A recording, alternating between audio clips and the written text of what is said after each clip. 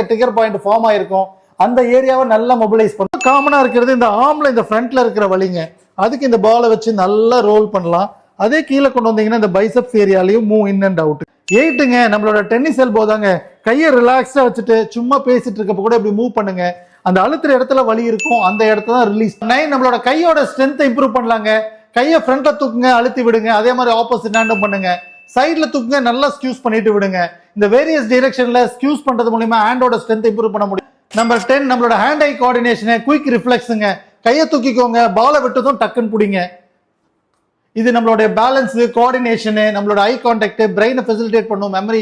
Concept ஒரு proven டெக்னிக்ங்க. அந்த காலத்துல ட்ரிகர் பாயிண்ட் ஒன்று மசில்ல ஃபார்ம் ஆகும். அதை இந்த பாலை வச்சு பண்ணாலே செல்ஃபா ரிலீஸ் ஆகுங்க. அப்ரோப்ரியேட்டான மெக்கானிக்கல் ஸ்ட்ரெயினுக்கு இது மாதிரி யூஸ் பண்றது மூலியமா கட்டாயம் பெயின் குறையும். இது முடிச்சதும் கொஞ்சம் ஒரு 10 நிமிஷம் ஐஸ் வைங்க, நல்லா ஹீல் ஆகும். உங்களுக்கு உடம்புல இருக்கிற 50 லட்சம் செல்லும் உங்களுக்காக தாங்க வேலை பண்ணுது. ஏதாவது இன்ஜுரி பண்ணா அதை ஹீல் பண்ணும். இதெல்லாம் பண்றது மூலியமா அதை அசிஸ்ட் பண்ணாலே அது கம்ப்ளீட்டா ஹீல் ஆயிடும். Just for information doctor. வச்சு பண்ணா மட்டும் 100% சரியாகாதுங்க. இது செல்ஃப் ரிலீசிங் டெக்னிக். உங்களுக்கு இருக்கிறத பக்கத்துல இருக்க தெரபி கிளினிக் போயிட்டு எவாலுவேட் பண்ணுங்க. ராம் சார் சொல்லிட்டாரு பால் வாங்கிட்டேன் அப்படின்னு சொல்லிடாதீங்க.